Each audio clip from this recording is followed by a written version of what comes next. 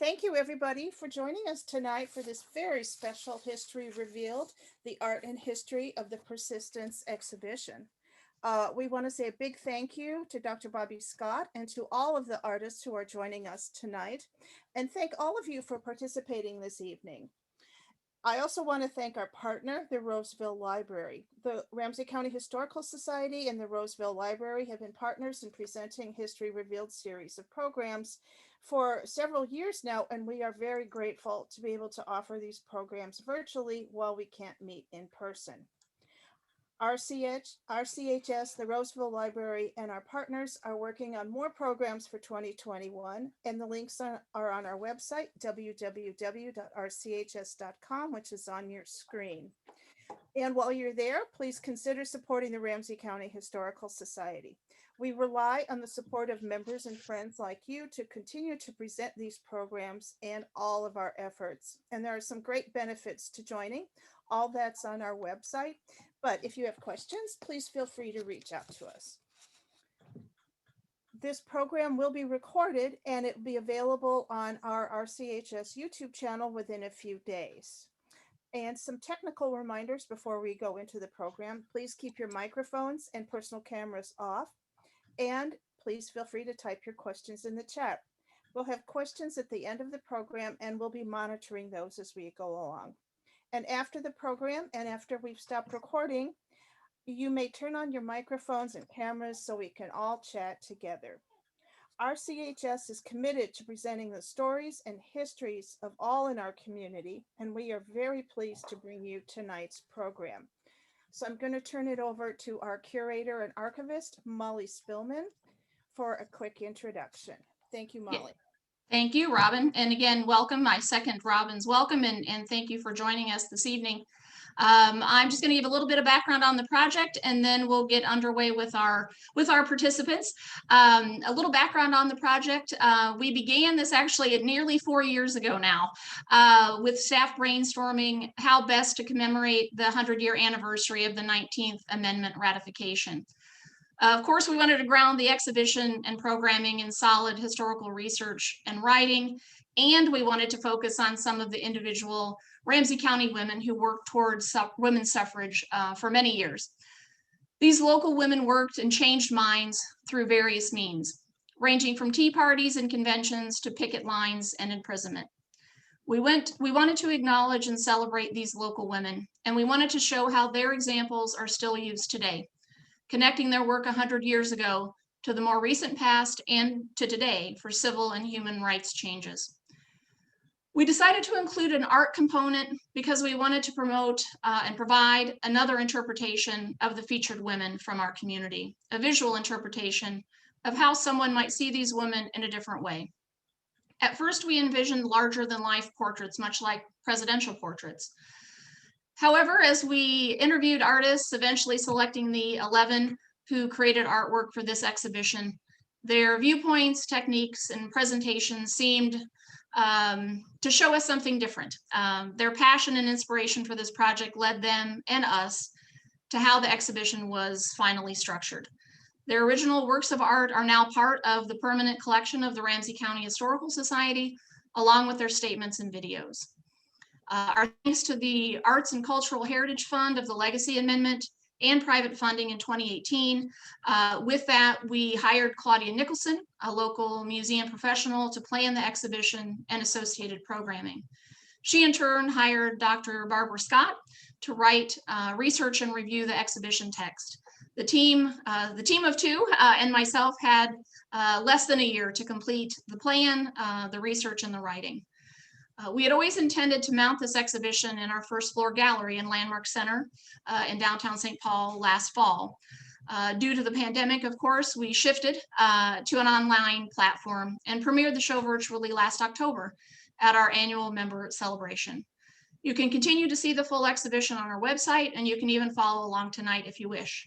It is arranged chronologically exactly as we will cover it tonight. The artists are also featured with links to videos that they created in lieu of their planned participation in the spring 2020 St. Paul Art Crawl.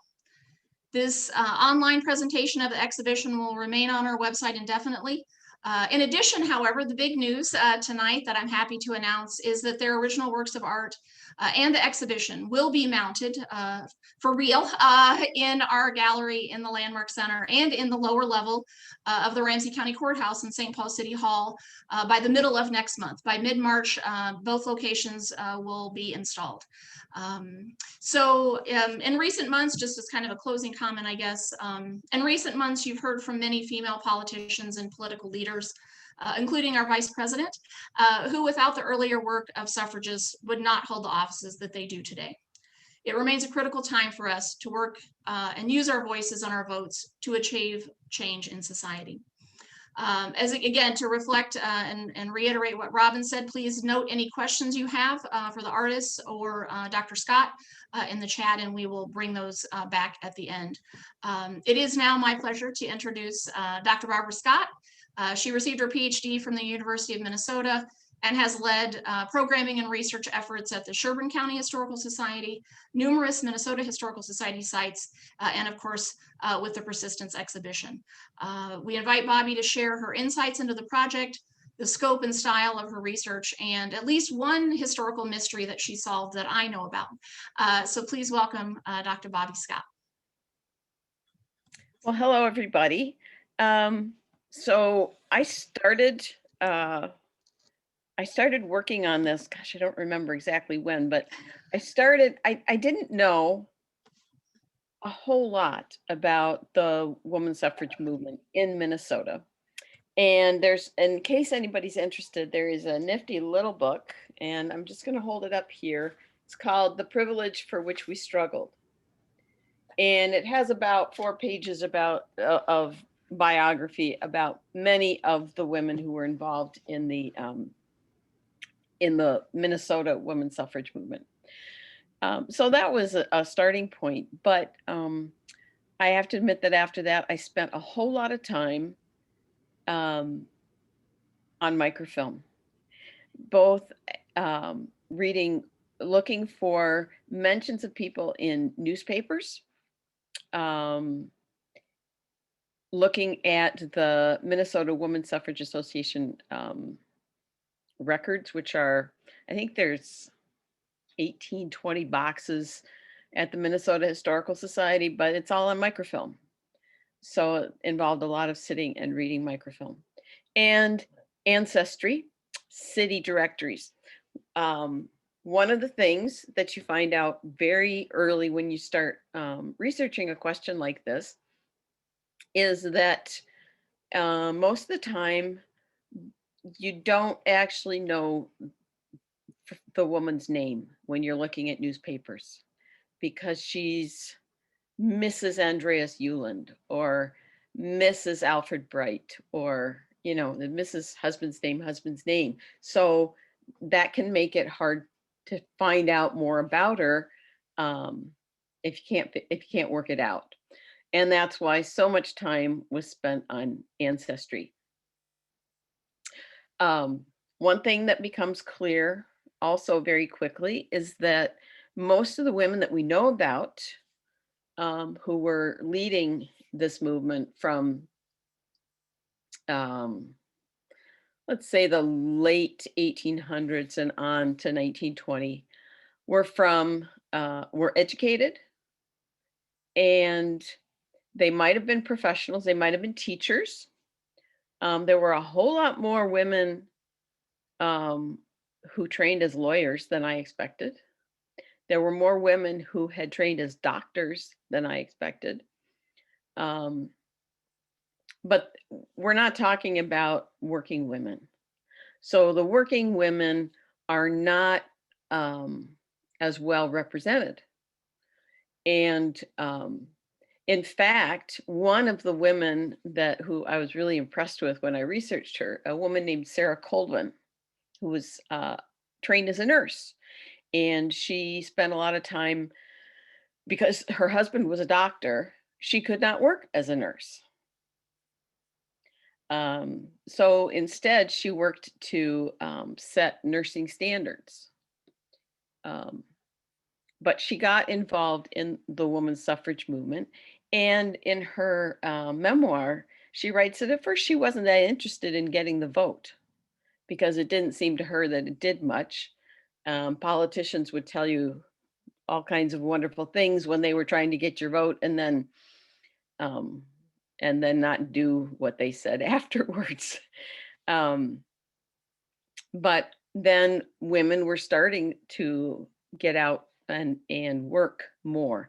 And so that was when she saw getting the vote as an important thing.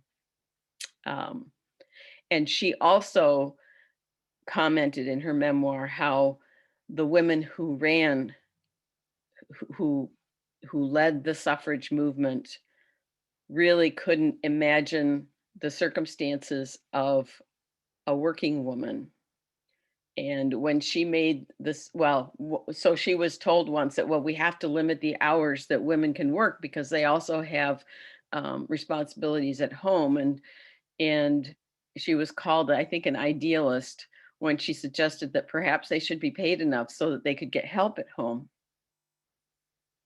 So I found a number of the women had surprisingly, I don't know if I would say modern outlooks, but not standard opinions on questions, that face women or, all of us. Some of these women were involved in starting birth control organizations. So it was easier to find out about the women who led all of this work because they left something of a record behind, because they were written about in the newspaper. It was much harder to track down people who didn't come from more privileged backgrounds. That included both working class white women, women of color. Much, much harder to find out anything about those people. Now, one of the things that I was really struck with early on was how impressive these women who led the movement were, how organized, how skilled they were. They really are some very, very impressive people. And then I have to admit, I got kind of ticked off because I thought, man, if they hadn't had to spend decades trying to get the vote, think of all the other things they could have done. And in fact, they did many other things, both before, during, and after women got the vote. Klaire Lockheart and others were involved in getting kindergarten started. Klaire Lockheart was involved in all sorts of things in Minneapolis. And it was actually partly her daughters who pushed her into being involved in the suffrage movement, which she led from 1914 to 1920, and then became the first president of League of Women Voters in Minnesota. And again, a very, very impressive person. Other interests that were very common were the Women's Christian Temperance Union. Lots and lots of women's clubs, different kinds of women's clubs that started in the late 19th century. And there was a federation of women's clubs. So they would learn Robert's Rules of Order. They would write their organization's constitution. They would learn all these things that they could then use in lobbying for suffrage. After women got the vote, one of the big things, big interest of many of these women was peace and disarmament, because this is after World War I. Union organizing is another thing that some of them were very involved with. And then one of the things I another thing that I noticed is the organizing tactics that many of you have probably been involved in advocating for something. Maybe you've been to a demonstration, maybe you have lobbied Congress, whatever. I'm involved in an organization that is lobbying for climate legislation, and the way it's done, except for the technology, the way it's done has not changed. Klaire Lockheart, when she took over, she organized by congressional district. They had cards, index cards on all these elected representatives. They knew how many kids they had. They knew what their interests were. They kept in touch with them, both meeting them in person, sending telegrams, making telephone calls. They just kept at it. She hired women to go out and organize around the state of Minnesota. So there were paid organizers. A woman from Omaha came up and did a lot of organizing in Minnesota. And women from Minnesota went off to New York, or they went to Wyoming. So very highly organized. And like I said, very similar sorts of tactics. Another similarity is with many more modern movements is disagreement over whether you stick with those kinds of tactics or you go out and you picket or you demonstrate. You know, and the Congressional Union and the National Women's Party decided to start picketing at the White House in 1917. And that was extremely controversial. And that's where you get some women regularly being arrested, sentenced to, say, 5 days in jail, starting hunger strikes and being force fed.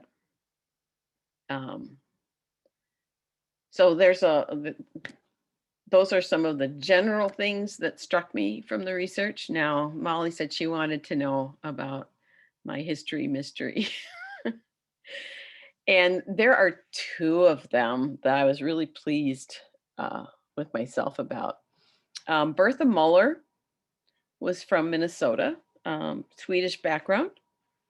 And in this book that I mentioned, she's there, but she pretty much disappears after 1922. What happened to her? And I remember the day I was sitting in the Minnesota Historical Society library looking at newspapers.com, and I found her. And I think I actually made noise in the library. But I discovered that she had started law school at the University of Minnesota. And then she was married. Muller was her married name.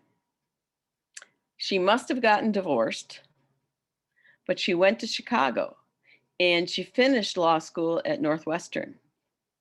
And she was actually employed as a lawyer by the city of Chicago. That was unusual for the women who completed law school. Many of them, although they had their law degree, found it hard to be employed anywhere.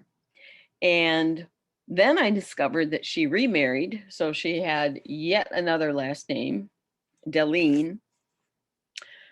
She spent time in Washington, D.C., I believe, working as a lawyer during World War II. She did a lot of work on women's going through the laws of different states and seeing how women were discriminated against. And so back in the early 20s, you know, she's talking about really we need an equal rights amendment, and we just want to be paid the same as men for the same work. And she traveled all around the country. She spoke all around the country. And she died in 1951, actually. But last summer, I was pretty sure that I had discovered where she was buried. And sure enough, there's a Scandinavian cemetery up in Forest Lake. And there she is.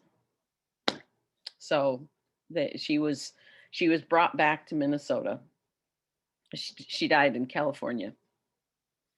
There's another woman who also was trained as a lawyer and who appears, she appears in the newspaper a lot. Her name was Gertrude Hunter. And Hunter was a married name. And she seems to disappear earlier. Both she and Bertha Muller were women who went to Washington, D.C. and picketed and went to jail and participated in hunger strikes. I managed to track down much more information on Gertrude Hunter because of one of the little society notes, they used to print in newspapers. And it said Gertrude Hunter, who just graduated from law school, and it was one of the predecessors to the Mitchell Hamlin School of Law, said she was going to Cedar Brook Farm in Floyd, Iowa, I think, for a vacation. And then she would be heading to this big suffrage conference out east. And then she was going to be studying the working conditions of women in department stores out east. And with that little mention of Iowa, that's where I started looking for her. Eventually found her. She worked for the government. She worked as for the WPA for a long time. She was postmaster. Eventually moved to Southern California. But one of the reasons she was hard to trace is that her birth, her last name when she was born was Coniston.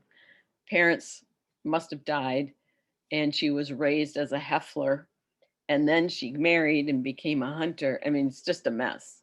It's just a mess.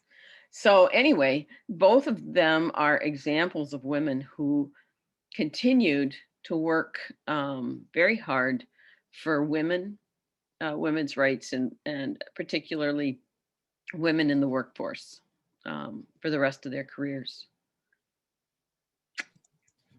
Any questions at this point?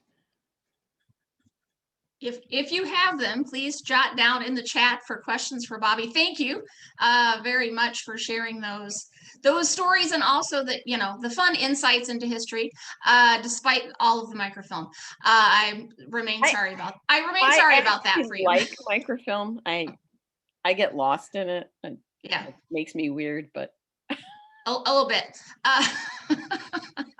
All right, thank you, Bobbie, for again taking us through that process, and again some of the history mysteries that you solved without really intending or setting out to do so, but you were able to discover where these women went. So now I'd like to shift gears a little bit and introduce the first artist.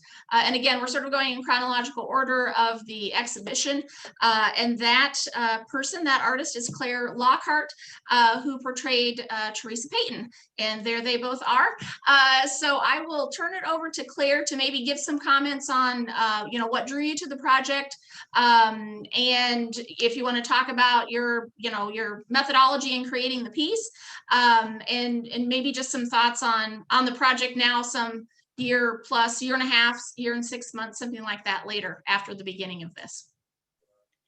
Well, first of all, thank you for including me. I'm really honored to participate in such an amazing exhibition. I've always, as a feisty woman artist, I look for opportunities to be able to give women their agency back and celebrate the accomplishments these women have.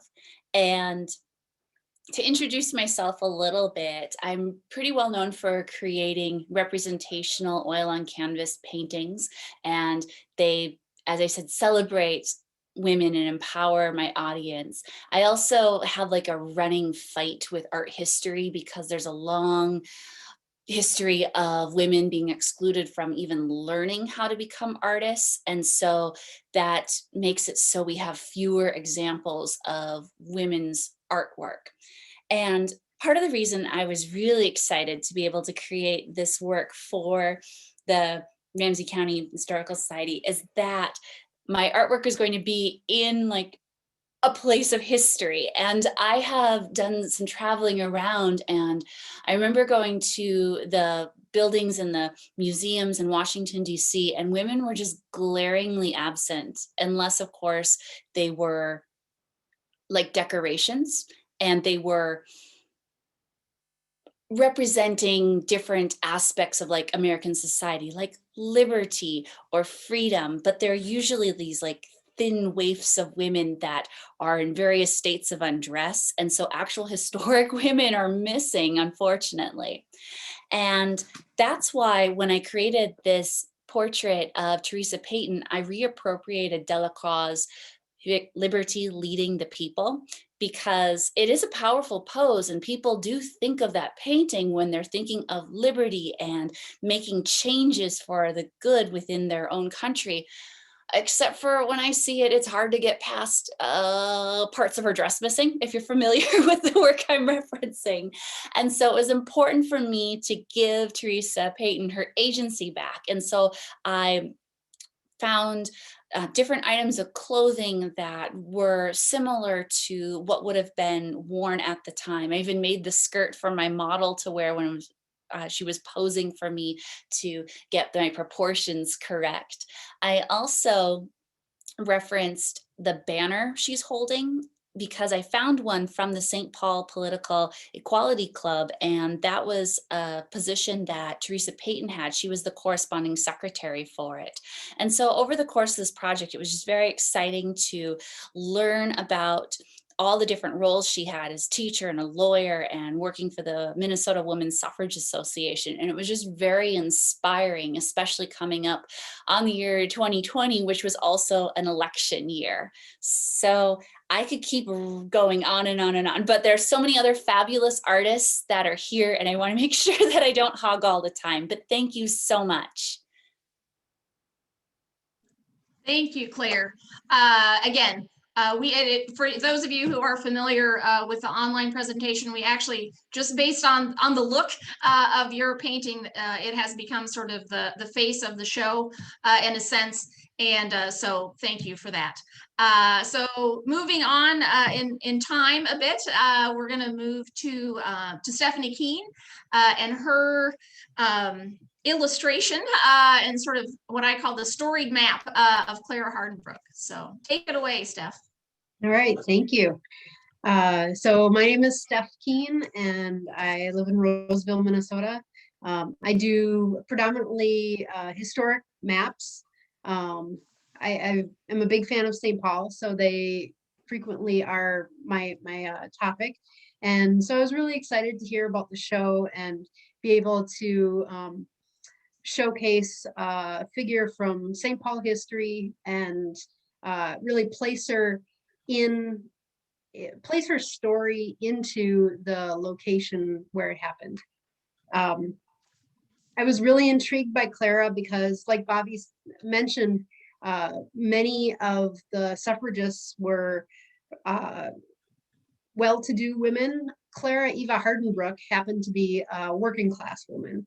And you can see she, to her right is the east side of St. Paul. That's where she was living in 1914 when she decided that she was going to register to vote and got kicked out of the polls.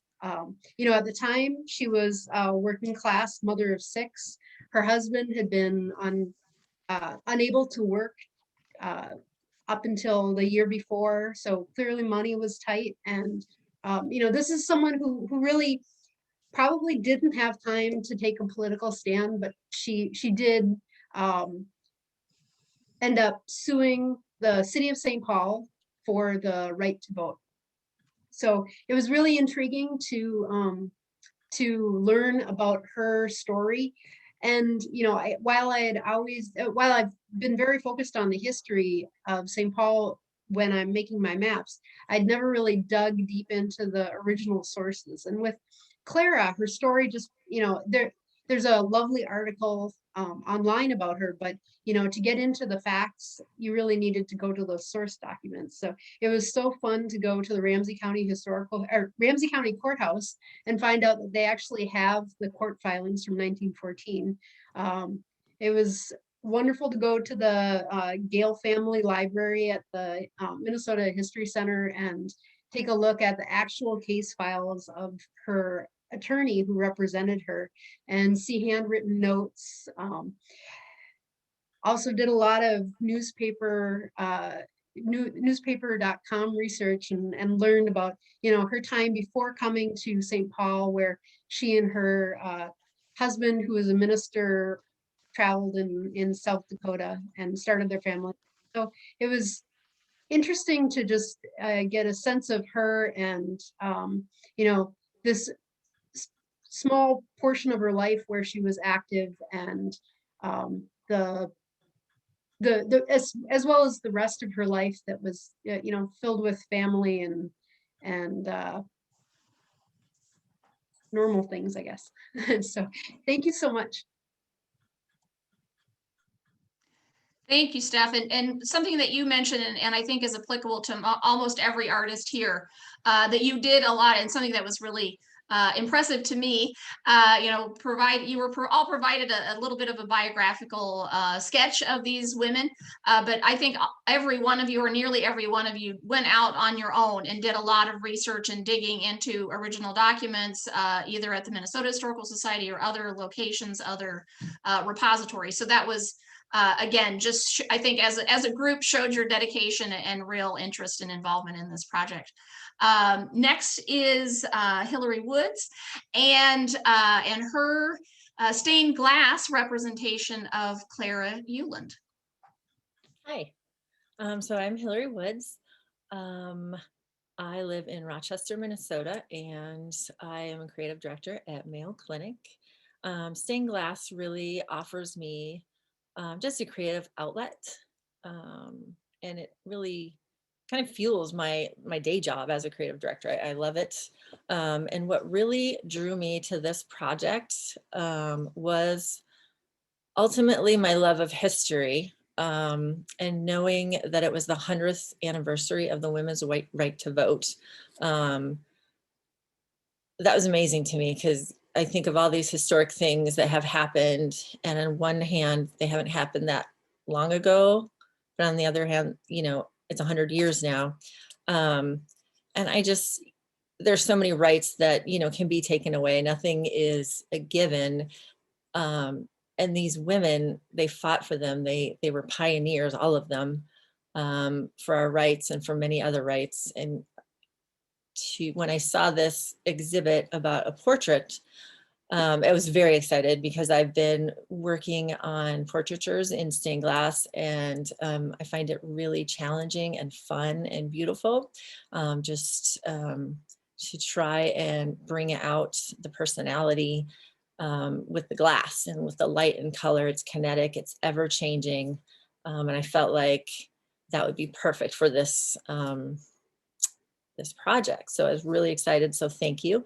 And I know early on we got a little bit, or the beginning of this, we got a little bit of information about Klaire, and she was wonderful. She was a pioneer. What I really liked in my all my research is just the amount of things she did and the amount of vision that she had. Really, she envisioned a time where women could be president, and that's amazing. 100 years ago, to think of that. She was the first president of I have some notes, I have to read them, of the Minnesota League of Women's Voters. And she fought for, she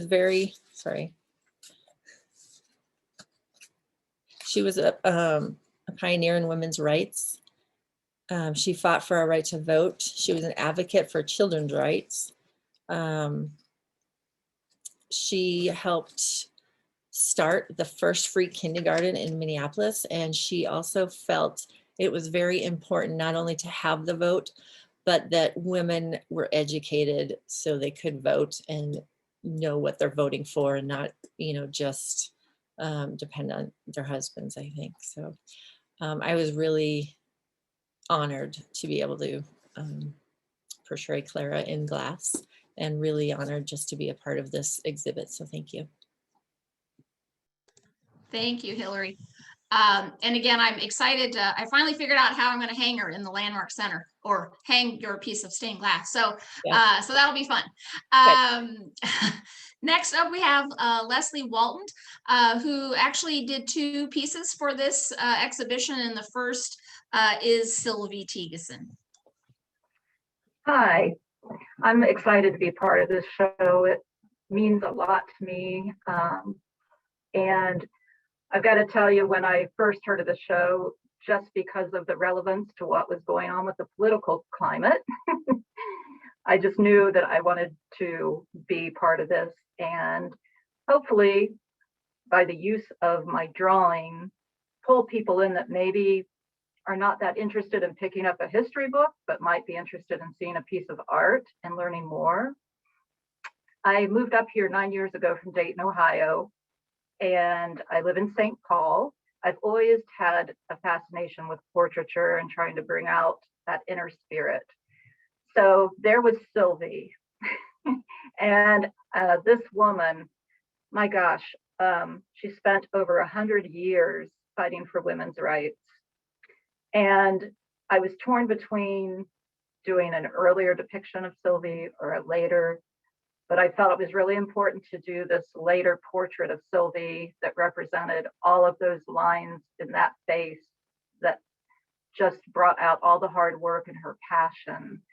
And I also made a decision. It's hard to read, but I hope you'll see it in person and maybe take the time to try to read. The background are Sylvie's words, and it was reflecting on her life and her accomplishments. And she represented so much. She was an early pioneer in the suffrage movement. She helped the Women's Welfare League, and she was kind of behind the scenes. She wasn't one of those out in the front people, but she did a lot behind the scenes. She defied the law before 1917 by taking on birth control. She would actually have these little tea parties that were hosted at her house. She could have been arrested. It was all about women's reproductive rights. And even I read somewhere where a gentleman that was newly married seeked her out because, quite frankly, they couldn't afford to have children. So she just did so much for women and fought for it for so long. So I just felt like, taking graphite pencil, I also paint, but the pencil can bring out that softness and the spirit and show the barriers that she had to endure during her 100+ years. So I hope that you have a chance to find out more about Sylvie. She's an amazing Minnesota suffrage. Yeah. Lesley, do you want to mention anything about the headband that you have Sylvie wearing? Yeah, I do want to mention that. So when I was doing the portrait, I wanted to try to represent a little bit of, women's rights, reproductive rights. So the print in her headband originally were flowers, but I thought it was better to maybe put ovaries in the print. And so in the uterus. So you will see that if you look closely, the print, and we talked about this, Mollie, before, trying to find out the plural of the uterus, but you will see that because, unfortunately, women's rights, reproductive rights are still relevant today with so many of what these women have experienced. And as Bobbie touched on, going back, women's pay. I mean, it's amazing that we're still dealing with this, and I hope this brings it to light. Thanks. You.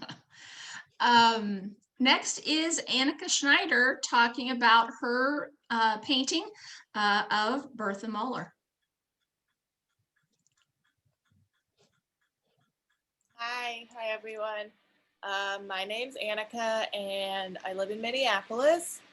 I was really drawn to this whole project and this exhibition when I learned that, it was about historical figures, but that the exhibition was interested in so much more than just sort of a classic form of portraiture for this woman. And in my own personal work, I paint figures, but I really explore sort of creating paintings of disrupted realities that have a lot of themes tied to time and memory.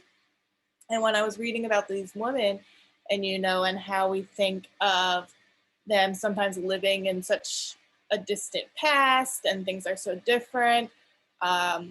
Yet when I was reading and learning more about them, just how many parallels there are between their lives and our lives and how we're still fighting for so many of the same causes and using the same methods of protest and activism, I really knew I wanted to do something that played with time and those parallels and sort of collapsed time in my work. And Bertha Mahler was the perfect subject to do that with. We already heard about her a little bit, but she was born in 1888 and she immigrated at a young age, yet, she was able to go on and be a practicing lawyer.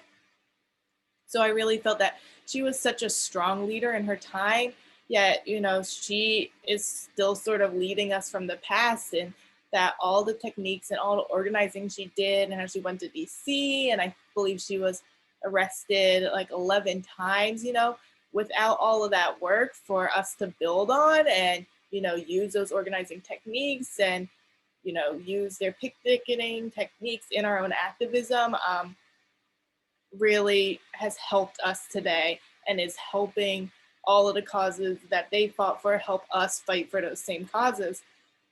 So I knew I wanted in my piece to sort of combine modern elements and contemporary women with Bertha Mahler and sort of show her leading us from the past. So I used oil paints, but I mix a lot of mediums with my oil paints to sort of build up thick textures and thin drippy textures to sort of convey that change and that distance in time.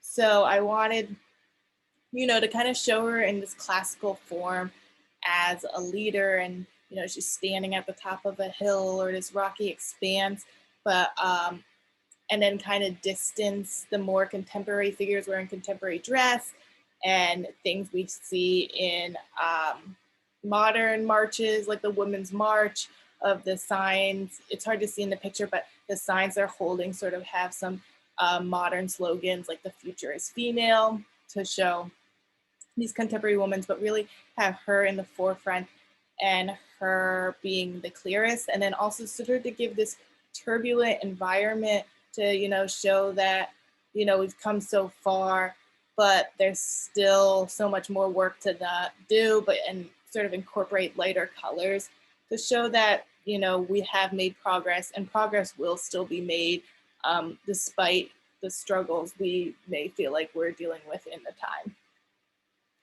time. Yeah. Thank you, Anika. It's got sort of a nice contrast between your work and Lesley's work that are just visually very different. And again, how you envisioned the project. Next is Mary Younkin, again, with a very intense view of Myrtle Kane. Hi, I'm Mary. I actually live in Brooklyn, New York. So I'm really excited to be here and really honored to be part of this exhibit.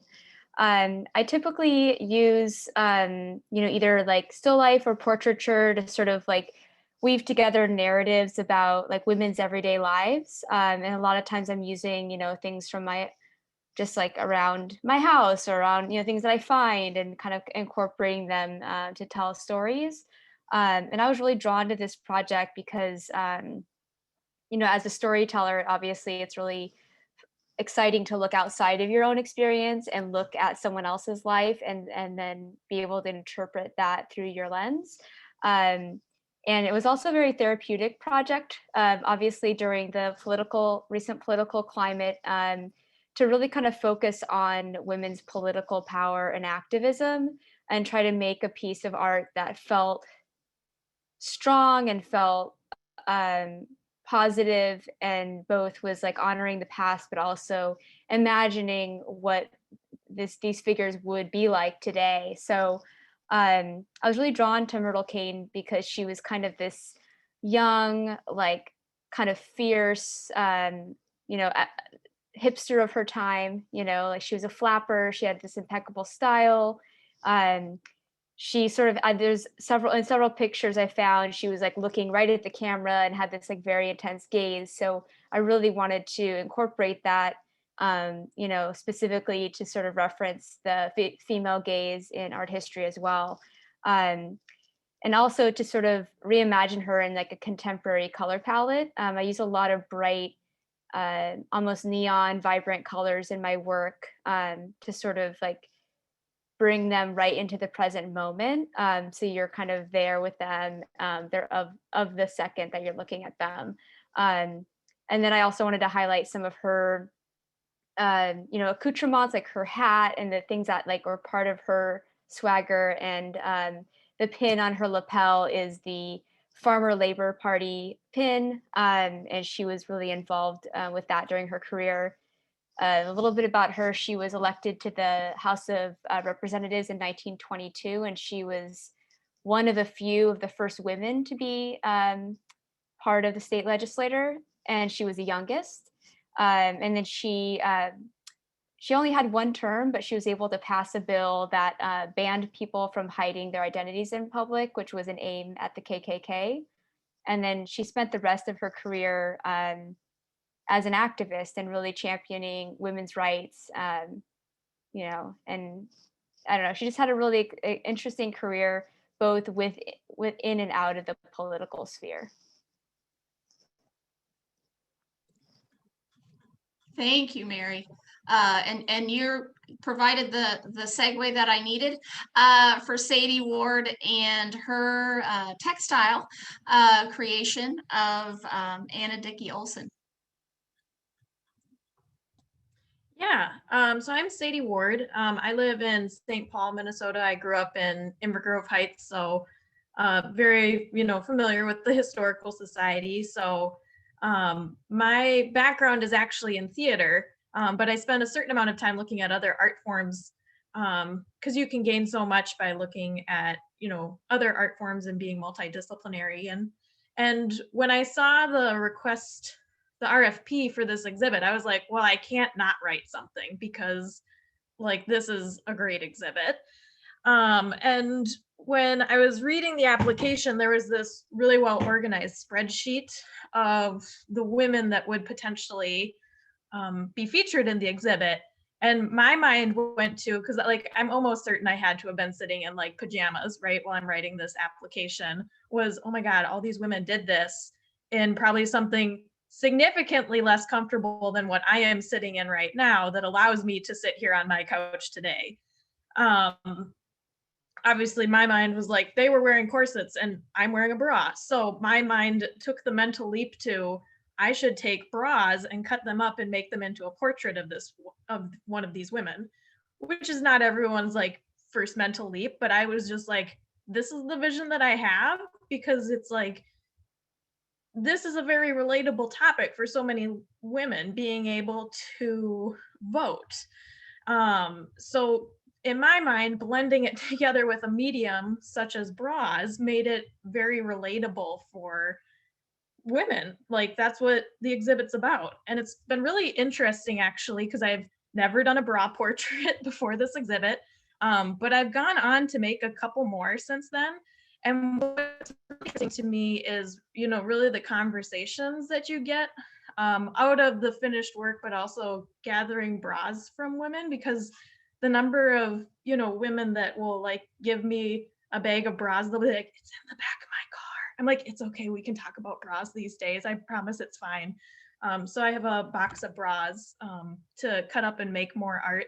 I actually have one of my portraits that I made. This December, if you can kind of see that, I made RBG out of bras. And I've also done Michelle Obama, and I have Clara Unland sketched out to make next. So Anna Dickey Olson was the first woman to run for Senate by a major political party. So in my mind, it's perfectly appropriate that she was the first portrait that I made as well, since she's got a history of making, history of being firsts.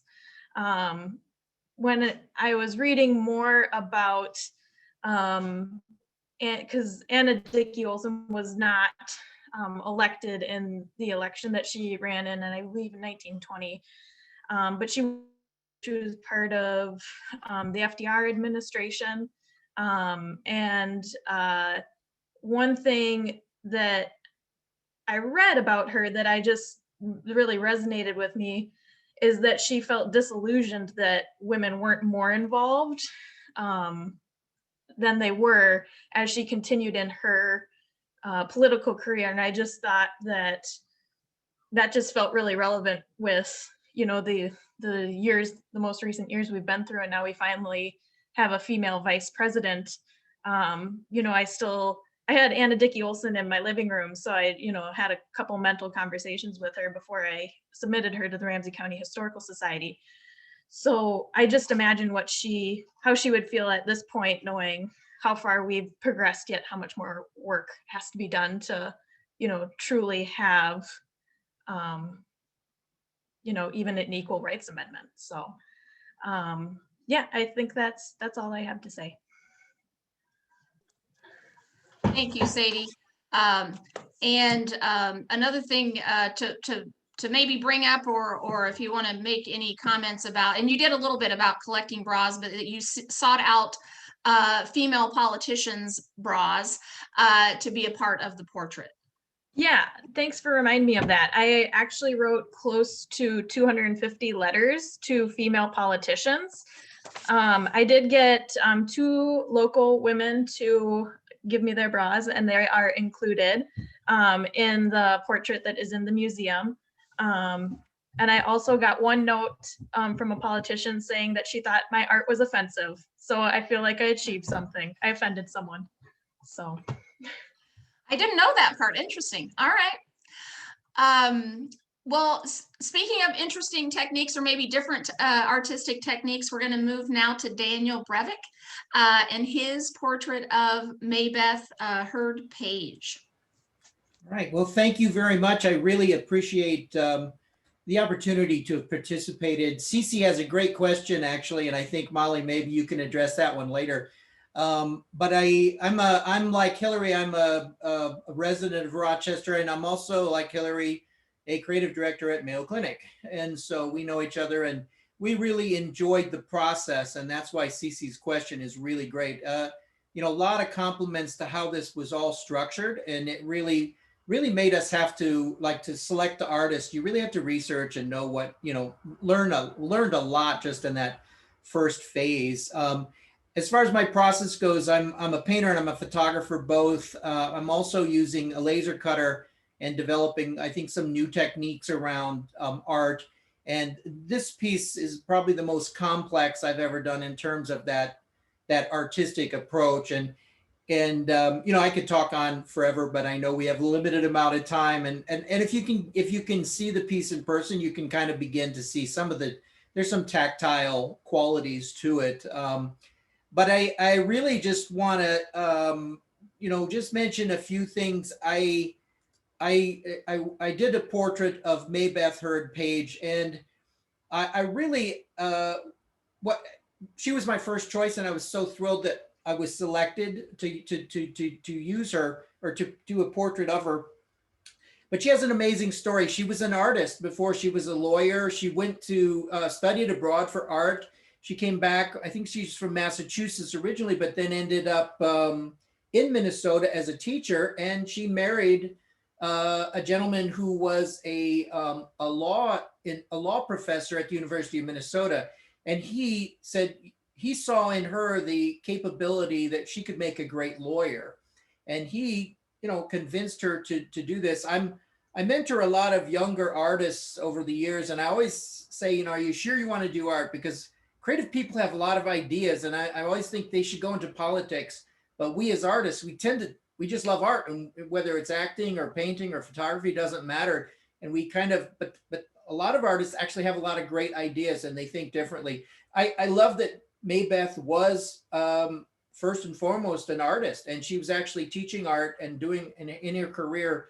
And then ended up switching to become a lawyer. And I wish I had time to go through all the amazing statistics that she has done, but being elected, I believe, 4 times from 1922 to 1945 to the House of Representatives in Minnesota, and to be able to be on so many committees and groups. I mean, it's a really amazing story. And in all of this, she had a husband behind her, so it's a love story. And you know, men at that time would have probably been, you know, maybe jealous or controlling. And, you know, she had a full career and a wonderful family and a good marriage. So it's a really amazing story. And to close out, I just want to read something real quick, and then we'll let the next person talk. In doing my research, I found a document that she was a co-author on. And it's called Negroes Workers Progress in Minnesota, and it was a report from a group that she was a co-author of, and it went to the governor's office. And it's an amazing document. It's a fast read, about 72 pages, but it is so amazing. They go into all kinds of detail about how African Americans were being treated in the workplace, gains they had made, challenges they were facing, down to how many people and their troubles. It's a really great document. And I'm just going to read this. Take 2 seconds here. I want to read what the opening, in one of the opening pages. It says, "We live in a day when a nation's safety no longer lies in the ability of its armed forces to repel invasion. Safety against attack now demands that we make our services so essential to our neighbors that they cannot afford to fight us. The admonition, 'Thou shalt love thy neighbor,' thus becomes a universal imperative, and service to others is synonymous with survival of self. For if in the near future all people and all nations do not begin increasingly to share in the good life, none may. If we are to build this needed understanding and trust among nations of the world, the place to begin must be right here at home, in America, in Minnesota, in every community, in every family, church, and school. We must fight prejudice and discrimination in all its varied forms." And I just felt that was so contemporary, the thinking, and that's from 1940. And it's almost like a shame that it's taken us so long to slowly move forward when this kind of thinking and thought was being expressed. And so I was really thrilled to just be a part of this. Equity is a big thing in my life. I've got groups in Kenya I work with, in Uganda and Somalia. And, you know, we're very critical of ourselves today. But thank God for these women who did this work at that time, women in this country, and all, you know, in sets of diversity. We have moved forward and we keep getting better. And I hope we continue to keep getting better, because the rest of the world is way behind us. Women in these areas are treated like unbelievably poorly in the slums I work in. But at any rate, I thank you guys very much for this opportunity. It was a thrill, and learning more about all these women has been amazing. I'll end it there. Thanks. Thank you, Daniel. It's almost as if we've rehearsed this, because you gave me, again, the perfect segue to come back to Lesley and her portrait of Katie McWatt.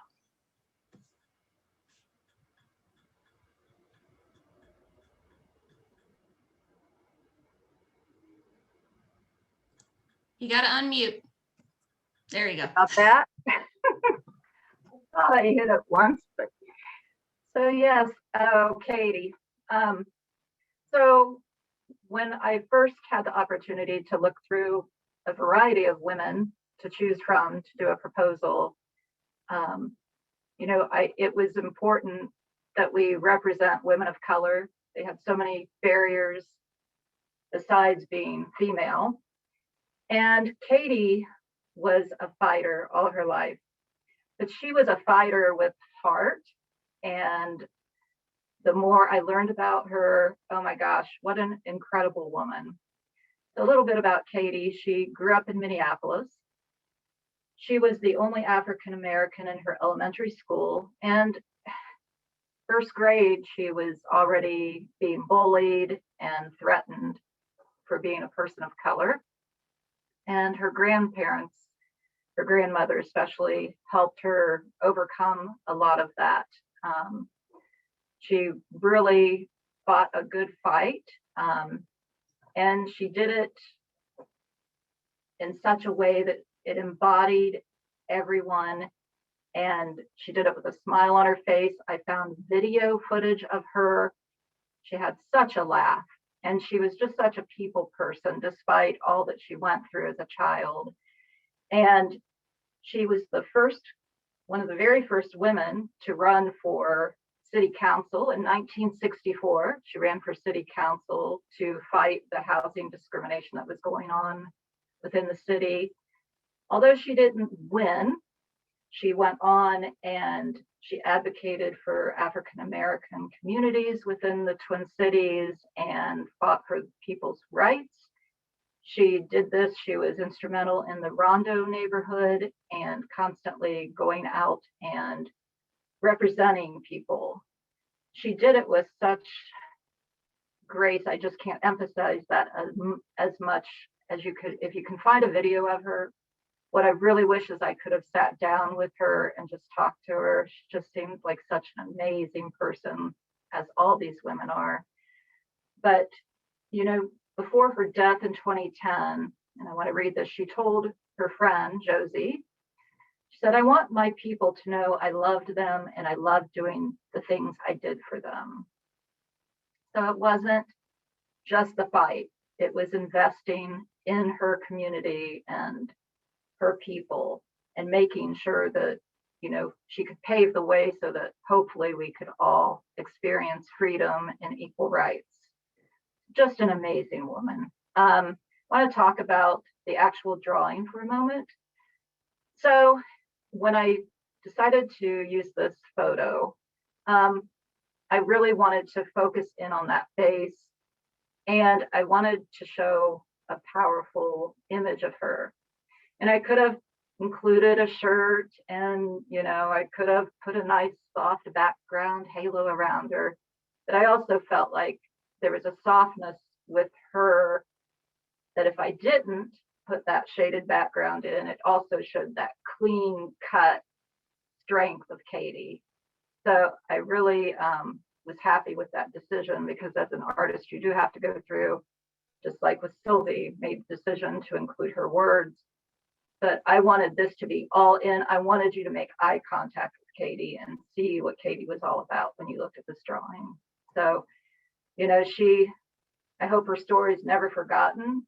When I saw the inauguration, she was one of the first people I thought of when they swore in the first female vice president.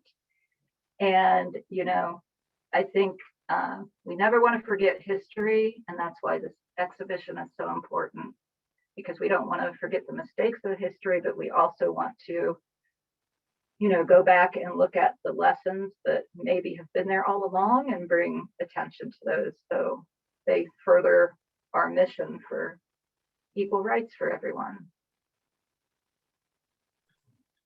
Thank you, Lesley, for that further explanation of the style in which you presented Katie. Our final presenter this evening represented another unconventional woman and a more modern day woman, and that is Hannah Boehme's portrayal of B.J. Metzger.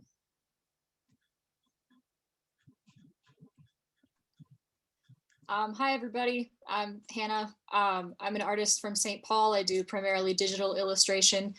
And I'm also a bisexual woman, so that led into my choosing Barbara Jean Metzger for my person, because she was a real powerhouse. She was a LGBTQ activist in the Twin Cities community from the late 70s to the early 90s, and the number of things that she did and the number of like community newspapers and I don't know, fundraisers that she contributed to are just kind of overwhelming.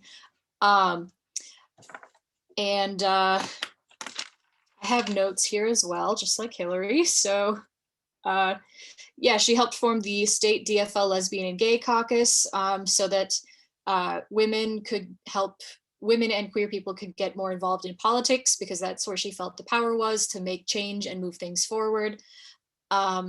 She organized events to gain support for Campaign 90s, which was a campaign to reestablish gay rights in the St. Paul Supreme Court on the Human Rights Act, which was actually not reinstated until 1993.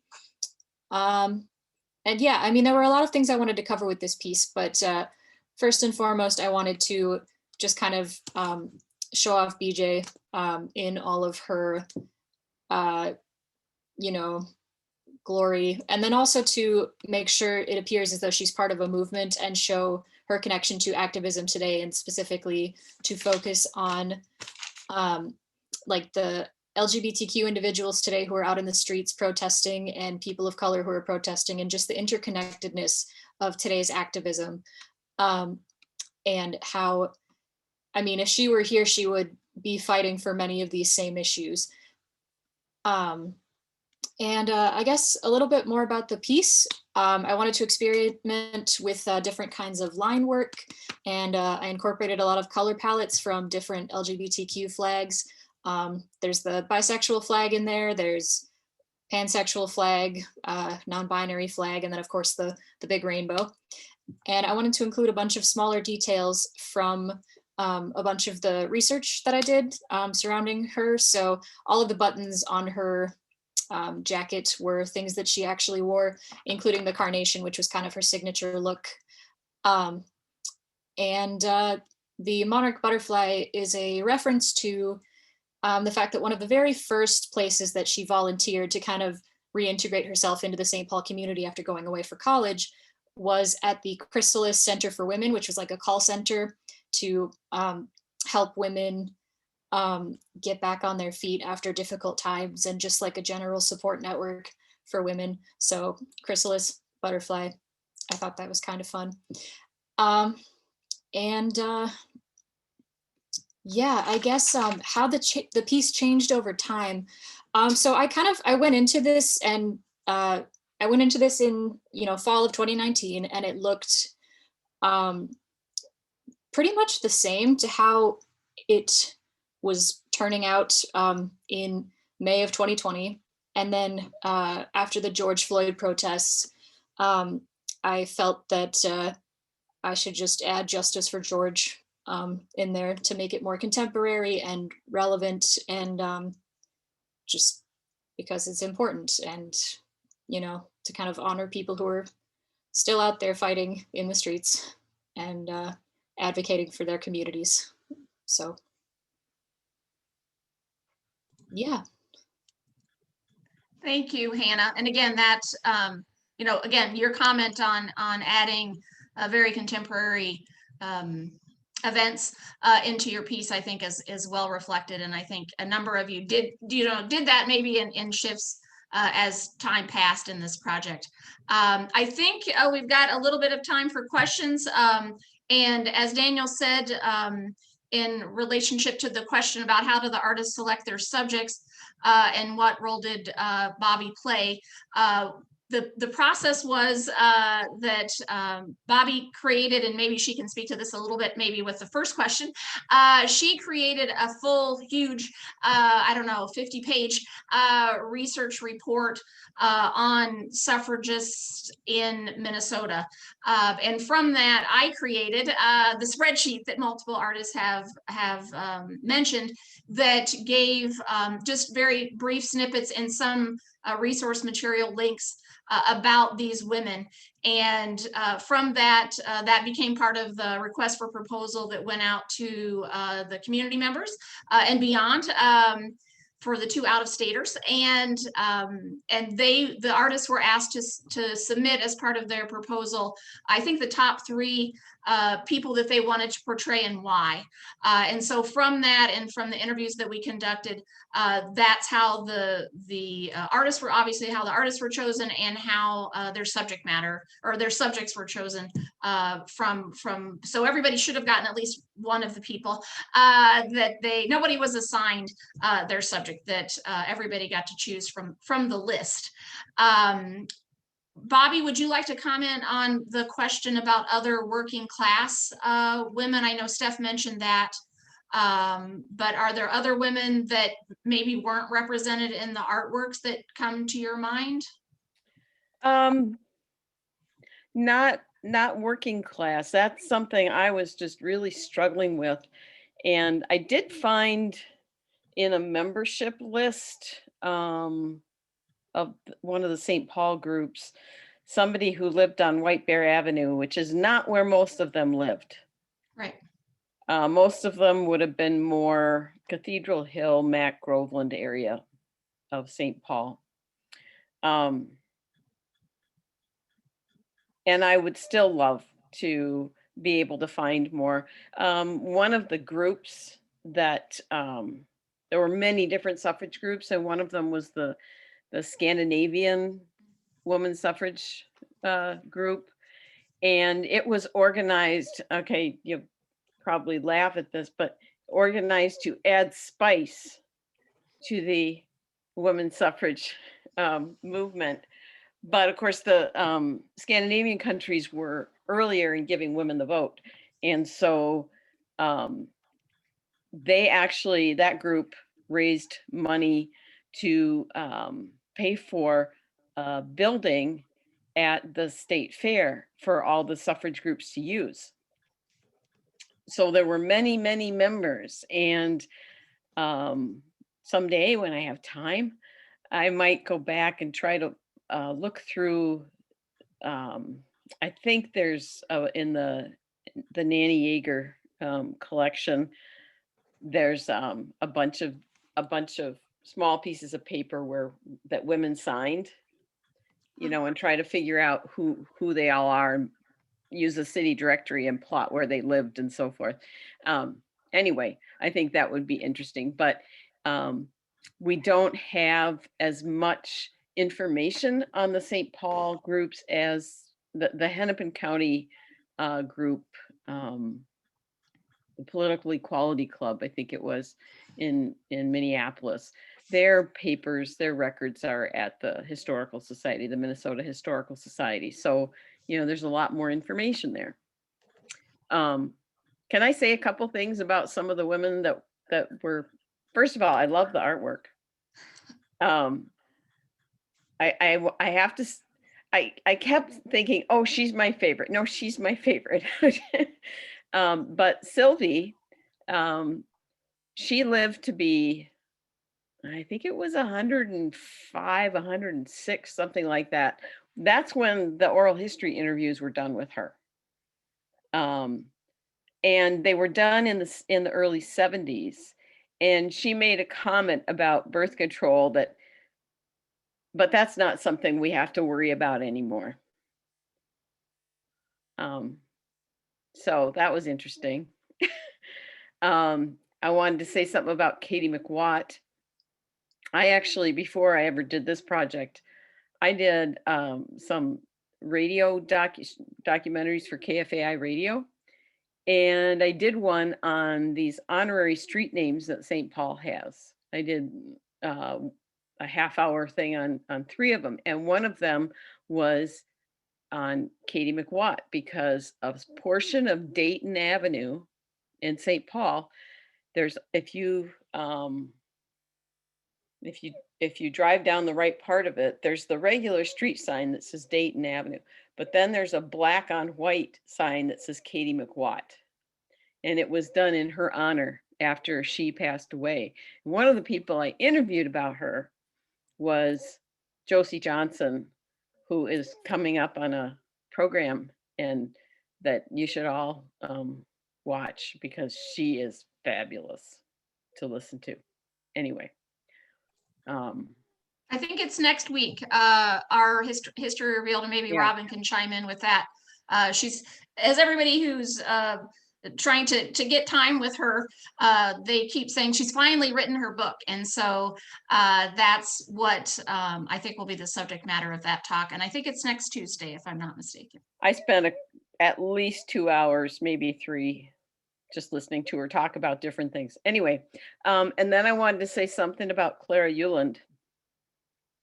Lockheart. I believe she is still the only woman who is memorialized in any way in the Minnesota State Capitol. There are women, I forget who it was who talked about it, but they are in this very, you know, they're in these filmy gowns, kind of floating over people, let's go west, you know, that kind of thing, holding torches. So the only woman who actually has a memorial in there is Klaire Lockheart. Only don't look for Klaire Lockheart because it's Mrs. Andreas Lockheart.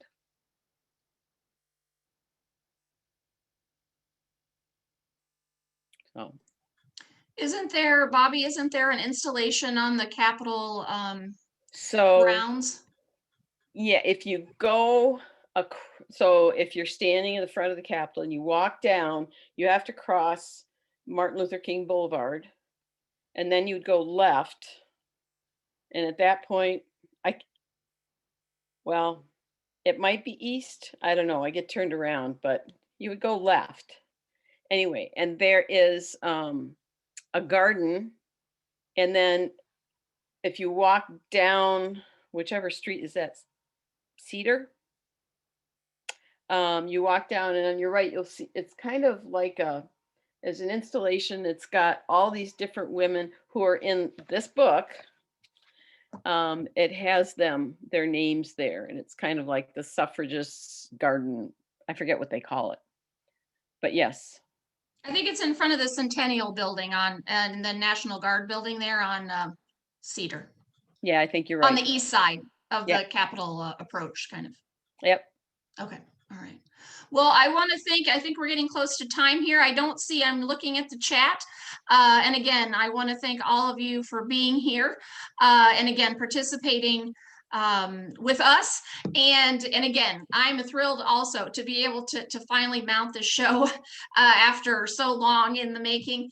And so I'll probably send out some, Robin will send out some press releases, I'm sure, about that once it's done. But panels are at the printers right now. So I don't see any other, I think we've answered the questions just scrolling through the chat here, unless Robin wants to chime in with any other questions that maybe came to her. I think we might close out the evening. No, I don't see anything. Thank you, Molly. And I want to say thank you to Dr. Bobbie Scott and to all the artists for sharing tonight and for their wonderful artwork. We're so looking forward to being able to put this up in person. I'm going to stop the recording now. And so feel free to unmute yourselves and we can chat a little bit if you'd like. So again, thank you everyone for coming. And we'll look forward to seeing all the great art in person. I haven't seen it in person, only Molly has so far. So I'm keeping it hidden in my office. yeah, So it's in the office. So again, thank you all. And please join us next Tuesday for Josie Johnson. You can sign up on our website. It will be an online Zoom meeting and she is fantastic. She will be joined by a young activist, Tish Jones, I believe her name is, and we're doing that in conjunction with the Eastside Freedom Library. So again, have a great evening, stay warm, and we'll see you at another program soon.